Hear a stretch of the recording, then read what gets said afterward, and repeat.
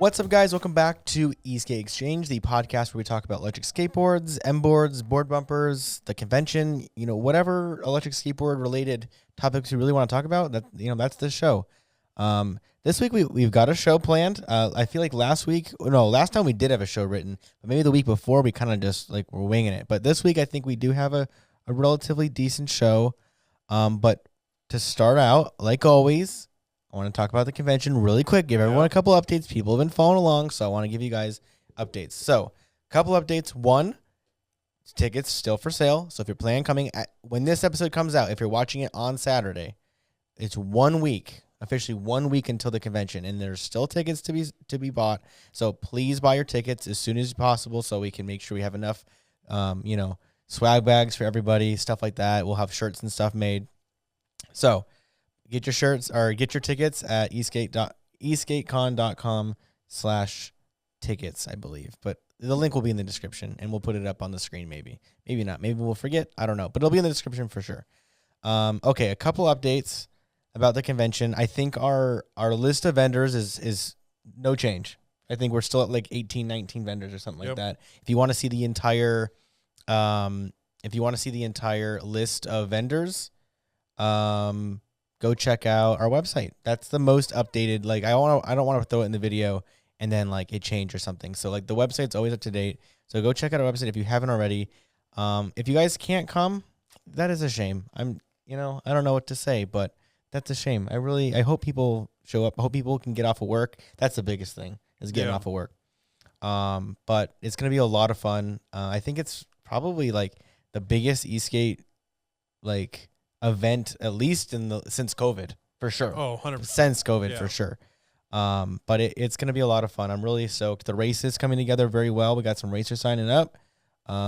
We've got some awesome prize packages coming up. We're giving away an Evolve Stoke. We're giving away 2 Ecomobile ET2 all-terrain planetary gear drive boards. Wow, that's wild. 3 boards, and we've got a whole bunch of other stuff for second and third place too. So like we're giving away tons of stuff. I mean, I think the total retail value of all the prizes are like $5,000 to $8,000 or something crazy like that. If you add them all up together, maybe that's not that much, but whatever. It's at least like $5,000. I love how your shelves have slowly just emptied over the last week. Because I'm like, oh well, we should give this away. Oh geez, I'm just like still grabbing stuff. Dude, and we've added so much stuff to the prize pool, like just like grabbing it off the shelf, throwing it in. Like we just want the prizes to be really fun. And also, like, the tickets to race, it's not the cheapest thing ever because, this track is so expensive. So we do want to make sure the winners win something substantial, that's worth the $65 to race. So and relevant, like this is Eastgate Con. We're here to skate, and so it's going to be skate-related items. Right, right. Yep. So that's pretty cool, too. So that's that. There's a couple minor hiccups that I really hope don't happen. But so we waited as long as we could to order stuff because there was still a chance that the event didn't happen. But then finally, I ordered everything so that it would arrive about 2 weeks before the convention. But China is now shut down again for COVID. Yeah, they're having this thing called COVID or something, right? I can't. They're shutting down again. So now I'm so sad now. I still think stuff will show up, but all of our banners, I've got like 100 banners or something that are coming that are done in a box that they just can't be, they won't let anyone pick them up. They're just sitting there chilling. Man. And now it's like we might miss them by like a day or two, but like there's no point in getting them if we can't have them for the convention. So that really sucks. So we'll know, I think tonight or tomorrow as we're filming this, whether or not we got to start scrambling for local like printing companies. Right. And the other thing I'm so sad about if they don't show up now, they still might, but if they don't, we got like official legit like PVC like festival cards for all of our attendees, like what you'd get at like a music festival, like legit cards, nice quality, like high quality stuff. And I've spent so much time designing those, and now those might not show up. Those are in the same box. And those are in the same. Well, they're coming out of the same port, but. My biggest thing is like I just don't want people to show up and think that this thing was like slapped together last minute, because it really wasn't. We've been planning this for months. I've been designing so much stuff, and we finally got everything ordered, so it arrived 2 weeks before, and then they got to go and shut down their one city. They're shutting down like a single city for a week. So we'll see. Things might still show up, but worst case scenario, we will make sure everything is still really nice when everyone arrives. We just might have to spend a lot of money here.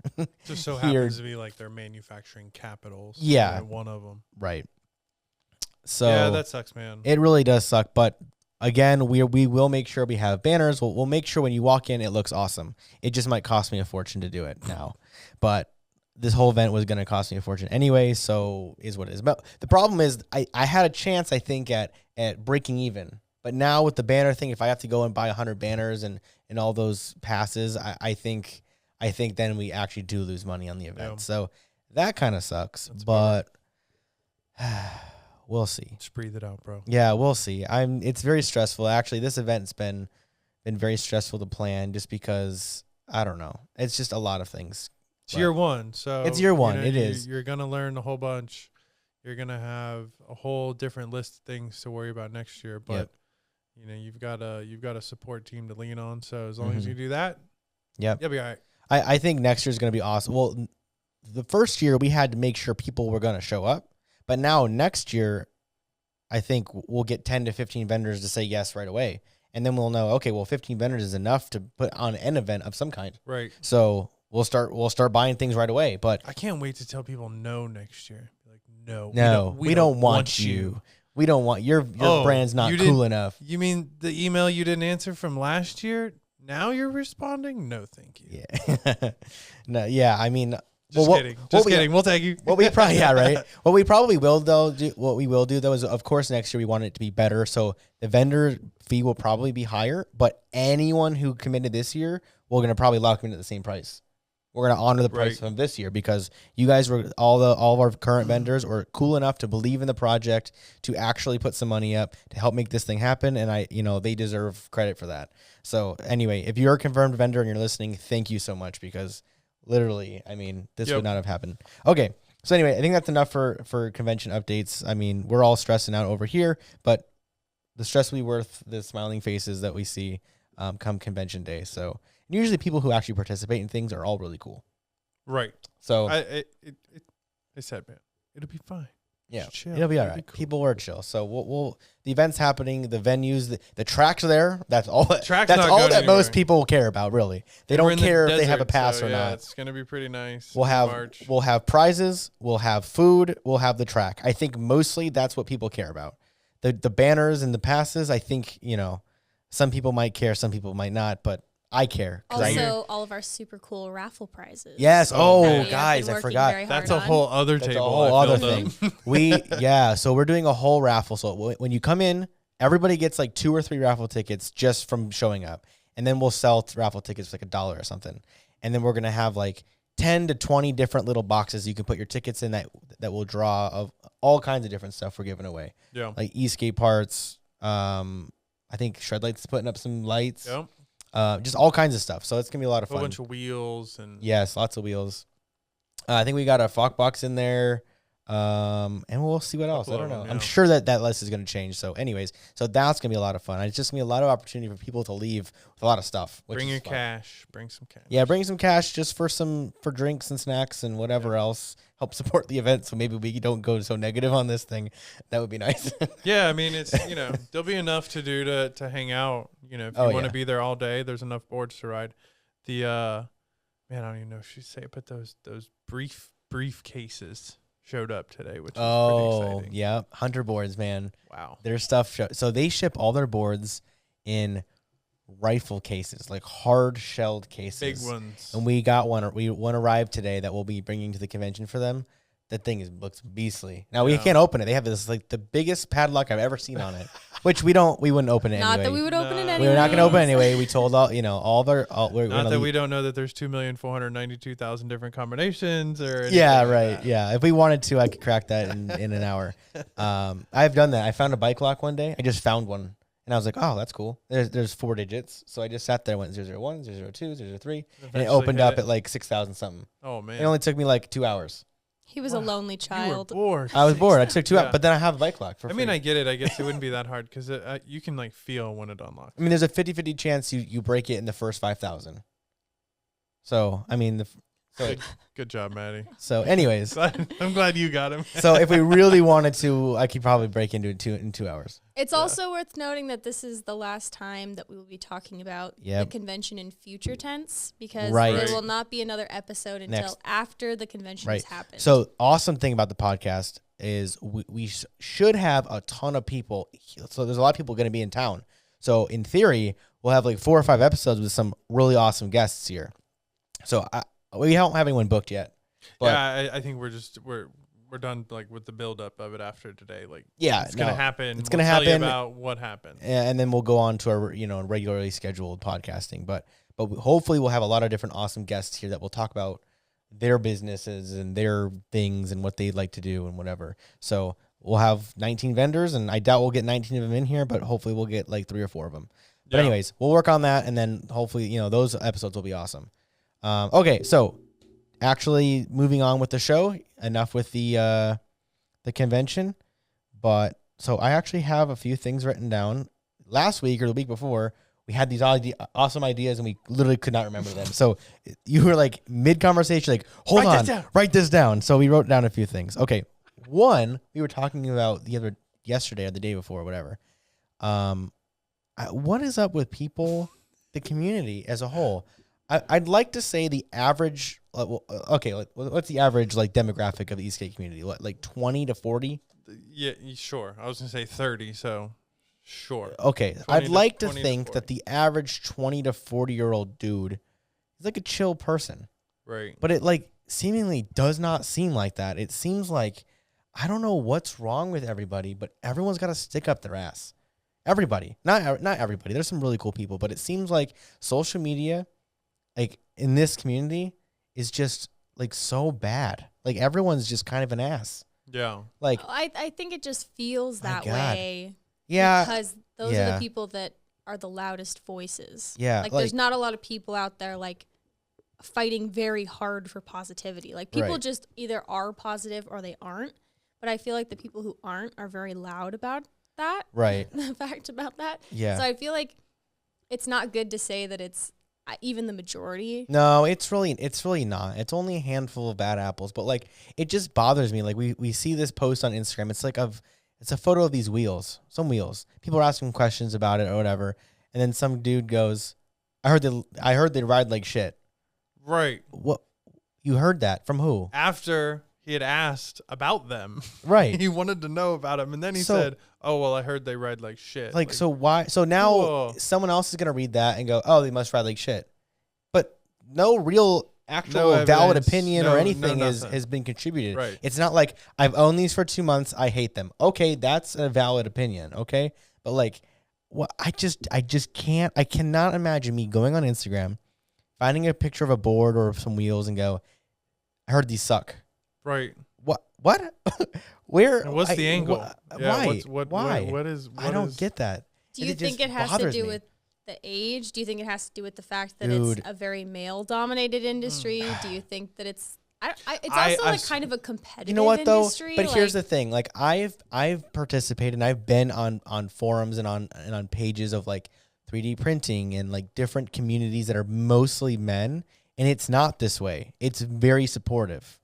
So here, I just think everyone thinks they know everything. They know best. They know better than the next person, and they want to prove it to everybody. Well, and I think that's what I mean about like the competitive nature of it, is that like everyone wants to have a better board that goes faster, that goes farther, that's better parts. So maybe there's like everyone walks into it with this notion of like I have to be better than everyone. Yeah, like everybody apparently is an engineer, which we used to call this a dick swinging contest. Basically, like it was who has bigger motors, who has bigger this, who has bigger that, and all like we all started in the same place, right? And now it's like who knows the most, right? Like who knows the most, and that's what it is, and who's wrong. Like and they'll be the first to tell you that you're wrong about something when, like, I'll be first to say I'm not an engineer.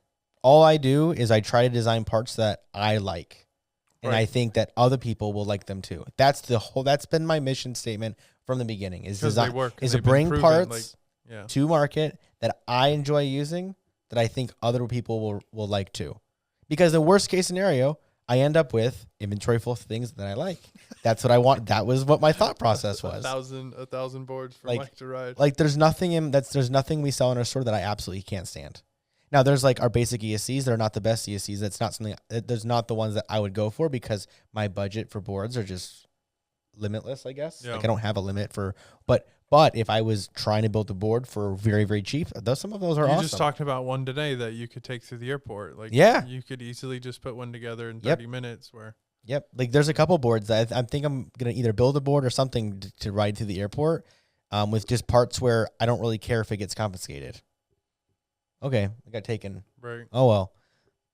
Like Oops. That's just there's parts and pieces for everything. But anyways, I just think people are just I don't know. I just wish people would just be more positive about things, be more open-minded, I don't know. Talk, like, be more decent. I don't know. Or just don't say anything. Just don't say anything. You don't have to. If you don't agree, you have that ability to hit unfollow or unlike or to just keep scrolling. You know? Like, your phone then learns, but every time you comment on something, you just get to see more of that crap. So, I don't know. Anyways, I didn't want to sit here and like be depressive, but guys, just be positive about things. Just think about it, and there's somebody on the other side. There always is, and if they own a business or not, they might not own a business. They might just be starting on their page, and they might not know anything about Eastgate. We were all there within 5 years ago. I knew nothing about this 4 years ago. You were, 5, 6 years? I mean, go back to Evolve. We're barely hitting 10 years. Right. In reality, so nobody knows that much. Right. Sorry. If you do, you should be rich. But show me somebody in the Eastgate world that's rich. Funny. Yeah, I bet it's the best less than 5 fingers of guys that are making decent money. I mean, so if we said how many guys in the industry make over $100,000 a year, I bet it's less than 20. And I bet if you said anybody over 200, I bet it's less than 5. Yeah. Or let's say 10. Like, it's the entire industry. Right. It's small. It's so millions small. Of boards are sold. Maybe some of these huge. I would argue that millions are not sold. But like, I would argue that it's probably hundreds of thousands a year, hundreds of thousand units. Because maybe more. Maybe it's a $5 billion market. Yeah, that's true. See, I don't think it's that big, is it? I mean, that's what. We need to do some more research on this. The old interwebs, Yeah. On the line, you read it. I mean, because Boosted gotta be real. Boosted was absolutely massive. They were valued at $70 million right before they shit the bed. $70 million, which is just ludicrous. Yeah. That's insane. Like, I'd value us at like 1. No, you think how? No, that's not. I mean, it depends how you value. It depends how you valuation. But if you do it on, call it like a point system, you'd be a lot higher than that. Oh well, I appreciate it. Yeah, that's. I mean, that's. But the reality is, like, it's not a get rich. No, it's a long grind, man. Like seriously, like when after you factor in the cost of rent for your warehouse, the cost of all your employees, the cost of goods, which are ridiculously high right now. Your gross margins are so thin that it's like, it doesn't matter how much revenue you have, you're not making that much money. Right. It's nice because like I like it because we get to roll in here and hang out and play with skateboards all day. But in reality, it's like I probably with this much effort, energy, probably can make more money somewhere else. Oh yeah. I think so. But you know what? You're learning a lot though. So we're learning a ton. So like that's the other trade off. No other 24-year-olds thrown on a convention. Right? Yeah, I'll be 25 April 12th. You're be an old fart. Yeah, I'll be 25 April 12th. So that seems kind of, dang man, like a only third of my life would be over. Hopefully a quarter. Third? Hopefully a quarter. Nah, you'll be fine. We'll see. Okay, so you had an interesting thought. You said that. Oh yeah, okay. You want to go for it? Well, you wrote it down, so I'll probably say it. So you said the evolution of electric skateboards have all been based, like in recent years, on all-terrain tires. Yes. That you don't think that. My first question would be: show me a board. Yeah. That. In recent years, in the last couple years. Like, so have to get your hands on, and it's got urethanes. And only can run urethanes. Right. I can't name one. I can't name one. There's no such thing. No, it's really what's now you can't even argue it. So, but you flip it right away and you say, what did a board look like 3 years ago? It was 3 years ago. 2018. Let's call it 2019. Okay. So 4 years. Sorry, we're only there. All right. So boosted board. Yep. That was it. I mean, and then we had the Evolve, boosted, GT, Meepo, some of those fuse. Meepo. I think Meepo and like the Chinese brands were kind of starting to come out of the woodwork there. Right. So there was a lot of urethane. Yep, that's pretty much it. And then Evolve said, "Well, fuck it, you can throw all terrains on ours too. Watch this." Mm-hmm. And then other boards were like, "Oh shit, yep, we should figure that out." So you see a development of wheels. You see like these hybrids kind of show up, and it forced batteries to get bigger, stronger, faster. I was just gonna say, like, and also the ability to add all-terrain wheels was never because we couldn't make all-terrain tires or make trucks that could accommodate. It was because the battery tech required to push those big ass wheels forward at a reasonable rate was just not there. Like the original Evolve GT did 31 miles on those shitty batteries with urethane, with 97s. Or they had those the lipo packs, like sack cells, and they just weren't that powerful. Right, throw all terrains on though, and you got 10. Yeah. So I have a question. Sure. Answers. Where is the line for mountain boards versus all-terrain boards? Okay. Like what? So you're saying what defines like a mountain board? Like what actually makes it? I would say top mounted battery. That's what because anything bottom mounted is an all terrain. It's an in between. All terrain being like light dirt, sand, grass. A mountain board is jump, launch, destroy. Yeah. Because I also know a lot of them have like suspension. Yeah. Yep. So I think I have to agree because all terrain just means you can ride over pretty much anything. That doesn't mean that you can do it well, really. It just means you can. You're able to roll over like an Evolve, Hadian, or even our new boards. Like you throw some 7-inch tires on there, you can hit grass, dirt, sand, whatever you want, and it's fine. But if you try taking it down the trails, like you're gonna get smoked by the Trampas and any what else is top mounted? I mean, it's not much. In theory, they're kind of the only ones. Everything else is DIY after that. Maybe Raldi has something funky coming out, but that is the reality. Anything bottom mounted to me would be like an all-terrain street cruiser or something. But again, it leads to the idea that everything has evolved towards an all-terrain. So, like, all-terrain becomes the baseline. Mm-hmm. Boards are now baseline all-terrain. They're not baseline urethane add-on, right? And you have this versatility, so you end up sort of having to choose, because at this point it's getting easier to find like the balance. Yep. So your board, a 12S4P with 42 A's on urethanes is insane amount of range. Right. Then throw an AP in there. Exactly. So now it's like, whoa, now we've kind of crossed the line. So then you throw the all terrains. It's like, well, this makes more sense. So batteries are going to change, which I think that's going to inevitably push out urethanes. So or at least on this style of board. Yeah. So what I feel like is, I think right now baseline right now is all terrains. All the boards that are relevant can handle throw 7s or 8s on there. And then they also just happen to accommodate urethanes. Right. I mean, minus a few boards, like I don't think like your LaCroix jaws, you can't throw urethanes on there, can you? There's a kit. But aftermarket, yeah, right? Skate Castle has a very expensive fancy kit. So, but Trampa, even then, I guess they would have something, so I could probably. So, but LaCroix does not sell that. So they would never intended for anyone to throw urethanes on that board ever. No. So that's an interesting point. Right. They said no urethanes. Nope. Right. We're not even offering. Never even messed with them. Nope. So that's interesting. Maybe a prototype iteration. Somewhere down the road, but like the Prototypo went straight to urethanes, had a 7-inch. It's just how it is. Yeah, it's interesting. It's just Which is funny because it makes me kind of sad because I like street wheels.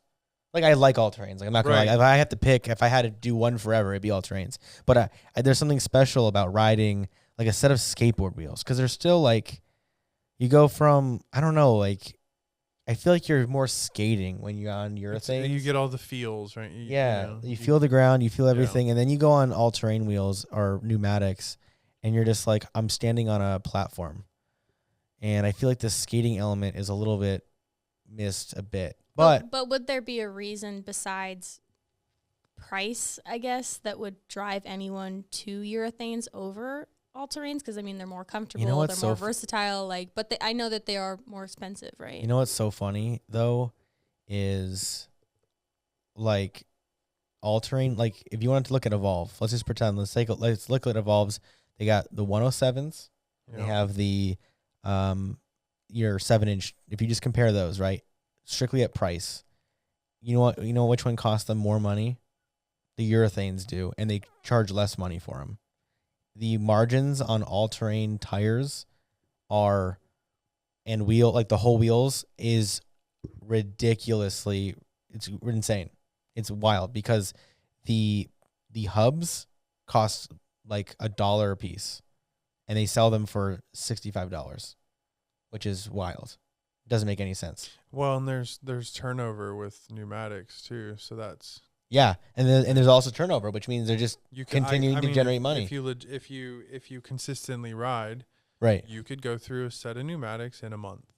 Well, right. I mean, no wonder the industry is pushing towards that too. Then, well, there's more money there. But we've driven it ourselves. Yeah. So we're constantly.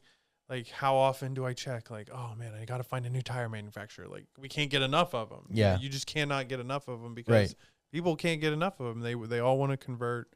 I still respect the hell out of people that ride urethanes and do it all over the place. Yeah. It does sort of get old when they throw it in your face, but it's like, hey, man, it is what it is. Like, sorry. Yeah. I'm not as good as you, but sorry. No, that's fine. I need a big board, being a big dude, to feel stable. And if that's, how I want to ride, then, fuck off. That's what I'm going to do. Yeah. But I still do it. I told you, we've been riding the hell out of that Bamboo GTR. Yep. And I've like fallen in love with those. And those are little 83s. Yeah. Nobody rides those. No, nobody. Good luck finding them. Who's even making them? They're very special. So, my very first board was the 83 millimeter inertian wheels. That's what I had on it. And my second board, all the subsequent boards, I went from, 83 millimeter wheels, and I went to the orangutan wheels, like the 80s and 85s I really liked. Then I went to my 97 millimeter street wheels, and I resisted like the all-terrain pneumatic thing for years. Because I was just like, I don't know what it was. I was just like, but even I remember the first time you ever showed me a mountain board, and it was when we were first built. We were still building boards. We were just selling boards. We weren't selling parts yet. Right. And I remember early. And I still remember like thinking that those wheels were huge, like the wheels that we were using on our first boards. Oh well, right. Because everything I've seen, like longboards, to me were non-electric. The wheels were like 65 millimeters. They were small. There's no spokes. I'm like, these wheels are huge. They got 80 millimeters. They got spokes in them. Like, so then when you showed me a mountain board, I remember thinking like, what? That's not even a board. That's like a vehicle. That's not even. And now I feel like a tank. It looks like a tank. And especially like with our new boards, they're not mountain boards, but I feel like they look similar. Like, at least to me. Yeah. They've come like so close together now that it's just like crazy, the progression of like how we got here. Yeah. No, you know what's so funny? Like the lines for what a skateboard is, our electric skateboard is now, is so blurred. It is so blurry because like years ago, some of these boards that are coming out, we would never have they're just beyond what an electric skateboard is, I guess. Like they're just but they're not, there's nothing else to call them. Like they look like them, but they're just so ridiculously more like, and now the other question is, where do we go from here? Like, what the hell we already have boards that go 60. We're realistically not going to ever ride them that fast anyways. We have boards that'll go 80 miles on a single charge. We have we can do all this. I guess the only thing we can do now is do all of that, but make the battery smaller. It's going to get tidier, lighter, things like motors seem to keep getting bigger. I've seen an 80 series motor now.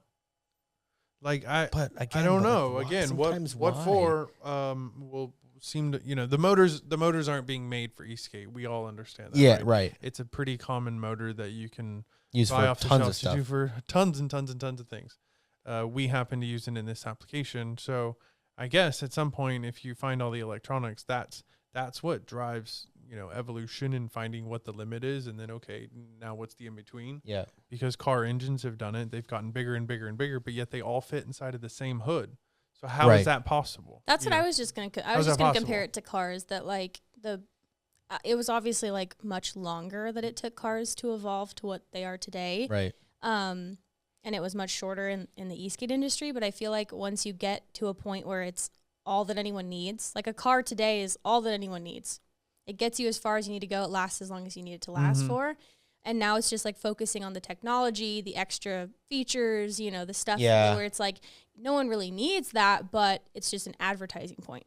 Yeah. It's got bird's eye view. It's got this. Like, not that we would go that far. You know what, though? What we can compare it to pretty directly is electric cars, because that industry is relatively short. I mean, it should have been 100 years long, but that got, the very first cars were electric that got killed like almost right away. Yeah. But now, let's call it the last 20 years, the last 10 years, electric cars are even only relevant now.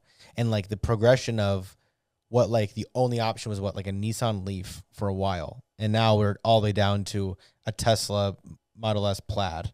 Like that's the range we've hit in the last like 10 years. Right, like, all fitting in the same platform. Insane. And they're obviously the Nissan Leaf's a dinky little thing compared to a Model S, but what I'm saying though is like also the cost of, so I guess where we go from here, everything gets cheaper. Everything's just cheaper. In theory, some battery, so let's bring it back to Eastgate. Some battery packs are actually shrinking. Yep. What used to be a 10S4P is now a 12S3P. Mm-hmm. So we've actually reduced the cells, right? Although we've increased the size. So the footprint, hasn't changed, but I think inevitably that is where the technology continues to go. It's just battery tech, almost takes it all the way back to, and I always screw this at LiPos. Yep. Where you would have had basically 4 cells. Mm-hmm. The battery packs will be so good you'll have 1 cell. Of a single, and the whatever. 1 cell will be 1,000 watt hours. It'll be plenty. You won't need 50 individuals and all these connections. You'll just get 1. Right. How easy would that be? Right, and it'll weigh 5 pounds or something. It'll be tiny, and an electric board will no longer look like an electric board. It'll look like something that I really wish these dudes were coming to the convention. JK. Oh yeah. They put their battery in their motors. They built it into the truck hangers. Yep. And you can put it on any board you want, albeit very limited range. Very. I think there's 4. But it's like you said, an airport. Yeah, there's 4 18650s or something. So, they like could grow small. those a little bit. And imagine you had 4 42As. Okay. Okay, yeah.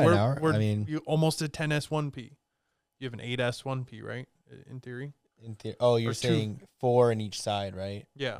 Yeah. Or would you have 2 4S1Ps at that point? Like I don't know how they do that. However the math works out. But that I think is ultimately the evolution of it. Right. Just making everything small. Less everything parts and pieces. Right. Everything's going to be integrated. It's all going to be on one. Like, look at a cell phone. Yep. All of that has changed. It's shrunk so much. You used to be able to you used to drop your phone, your battery would pop out. Right. Remember that? Right. You just put it right back in and you turn your phone on and everything was fine. Yeah. Like, you can't even get to your battery anymore. Right. They don't want you to. And your battery is probably the size of like a small. 50-cent piece. It's actually they're getting relatively large. Like they're pretty much like half of your phone. The inside is the battery part, because the chips in the motherboard is getting so small now. Because like especially for Apple, the only thing I really know is iPhones. But it's probably all about the same. It's all about the same, yeah. But the processors are just getting so small that the motherboards are so dinky. They just keep shoving bigger and bigger batteries in. But what's funny is the processors are getting so good, but they're so power hungry that you stick a bigger and bigger battery in there, and it still lasts the same amount of hours. So it's like, okay, well, And so that's where, you know, okay, so now we have this 12S 3P, albeit we've reduced, but we've also increased, you know, the output. So it's sort of like this odd balance, right? Where did you gain anything? Well, I don't know, kind of, but not really. It's, you sort of just flatlined. Right. The technology did gain, but then, you know, we kind of just went with it, I guess. Well, what's funny is if you look at like what we were using, the whole industry was using Samsung 30Q cells, which are 3,000 milliamp hours and can output 15 amps per cell. That's like 2 or 3 years ago. And if you didn't use them, like, you didn't use them, you were not relevant. Right. Now, the crap. entire industry, literally everybody, as far as I know, that's relevant, has went skirt all the way over to the MOLISL P42As, which are now 4,200 milliamp hours and can output 45 amps. And or are using a lot of brands that we've never freaking heard of. Some of the big brands that are using, who knows? Right. But any of these smaller, I don't know. Any of these boutique smaller brands, boutique brands, we're all using P42As. But what's interesting, like in the matter of like 3 years, we went from a 3,000 milliamp hour cell that could output barely like 15 amps all the way to 4,200 milliamp hours. That's a 1,200 milliamp hour increase, but triple the output. Now in 3 more years, what are we going to look at? 8,000 milliamp hours and a 90 amp output? Right. And why not? Well, I would question what's even on the market now. Like, you know. Yeah. Well, because what we can look at is you could probably look at the cell size above. I think they make like 50, we're at 21,700s. They make, I think, like 28 somethings. You could probably look at whatever those are outputting and extrapolate that. We could probably shove that into a smaller can size in a couple of years. Right. So like that gets exciting because then it's like you really don't need that many batteries. Like your 12S 8P turns into 12S 4 and it's ridiculous. But it takes up just as much space. Like that's where, you know, things are gonna have to get things will get lighter. Yeah. They'll get smaller. You could see things go back to what they were. You could see things more like a mix between a hub and a belt motor that is more like a vehicle. It's going to drive like a vehicle. You might have transmissions in truck axles like that. I can see that like happening. Gears and I mean, pinions I personally don't want that. Something like a Baja board has. Yeah. Like that's sort of how that thing operates in a way. Yeah. There's some components that are very similar. So, you know, who knows? What do you think about gear drives? What kind of gear drives? Any of them. Like direct, straight up. They sound badass. The steel. They sound cool. Ones. I still I just not a big fan so far. Okay, so my mountain board build will have chains. Oh, you're going chains? Yeah, huh? I'm going chains. John got me on chains, and I'm just like, screw belts. I hate dealing with them. Okay. The chains out here with the dust and everything will be so much better with the rocks. Oh yeah, I don't have to worry about things getting stuck in between. Like it's just gonna crunch it up. So, I actually really like belts. I'm not gonna lie. He's saying like a lot of people back in the UK are like switching over because there's less slippage. Yeah, well, there's a whole lot less maintenance on the gear drives. The gear drives are cool. I think again that's a great idea. That's part of the evolution of, you know, what electric skateboarding is. But sometimes the old stuff works. We just needed to like make it, you know, can we make the old stuff better? The only thing I have to say about gear drives is that like you're stuck with one company because everything's different. With belts, it's like, oh, I can go get belts from here. I can get belts from there. I can get pulleys from here. I can get motor pulleys from here. And it's like, oh, I have options. But if I go for any specific brand gear drive, I'm like stuck with their ecosystem. And they're very expensive. You owning a Tesla. You can't just go to AutoZone and be like, hey guys, I need a part for my Tesla. They're gonna be like, get the here, bro. The only thing they have for me is windshield wipers, which actually took 4 people in there to find me the right ones. Do you buy your air for your tires there too? No. Windshield wiper fluid is the only thing they have for us. But it's interesting. But I just think like cars and boards, I know there's some similarities, but I think people work on their boards so much more than they are willing to on their cars. Yeah. So, and I can't take my board into a mechanic and have them deal with it. It's like you almost have to work on your own board. There's not really any guys. There's not any shops that will take your board, service centers or anything. Like I think we will see them pop up more and more as PEVs are adopted more. Like just PEV places that will service your stuff. Yeah, I mean, ultimately, every city that has a shop, I think, is gonna service. But like you said, things are so diverse. Right. They have to be a genius. They have to be an engineer, or something. They have to have experience. There'd be a lot for me to take my board into a shop to somebody that I don't know and say, hey man, can you fix this? Yeah. Because ultimately, even if you send them back to most manufacturers, they don't fix it. They just replace shit. Yeah. No, they don't fix anything. I mean, but that's like any electronics, we just have to replace it. Yeah. It's not worth it most of the time to repair anything, which is sad, but is what it is. I wish we could see. I wish ESCs were a little bit more modular. I wish ESCs had commonly blown parts that you could just unplug them and swap to individual components. Because right now you give a nice, storm core or something, and you blow something, the whole thing is pretty much toast unless you send it to someone who really understands PCBs and can pull the individual components off. I mean, obviously. Yeah, but that's somebody like you that likes to tinker. Like I could care less. Yeah, that's all true. Good. I'm not going to replace it. If you tell me it's blown, I'll just buy a new one. Yeah, that's true. But all right, well, I think this is interesting. I mean, the future looks interesting. I mean, I still don't know where we really go from here. I think we've maxed out the no one's riding faster and farther than what we have the ability to do now. So I don't know. The argument always stands, why urethane. So yeah, if you guys have an opinion, I'd love to hear why, the industry has not been, if you can tell me why the industry has not been driven by pneumatics, then we're all ears. Good for you. Yeah. No, but all the mainstream boards, of course, there's some boards like the lesser boards that all these companies, like the Stoke, for example, that's not for, you don't throw all terrains on right. There. And okay, Bustin, I get it. There are companies that are out there, but but that's not what's driving the industry. It's not what's driving the entire industry. Those are small brands. They're not even their main boards either. Hoyt, look, they make beautiful boards, and the guy's doing pneumatics, because he knows there's a market for it, and that's what's driving. So in the comments below, write what wheels you ride on. Let us know. That's the comment. That's the question of the day. What do you ride on? What wheels? Why do you like them? Do you ride on multiple wheels? What's up? What's on your board right now? What's your preferred choice? Yeah. Yep. All right. Well, thank you guys for listening. We will not see you next week, but we will see you the week after, because convention. We'll have convention hangover. Yeah, for real. So, if you're gonna miss us too much, then just come to the convention. Easy as that.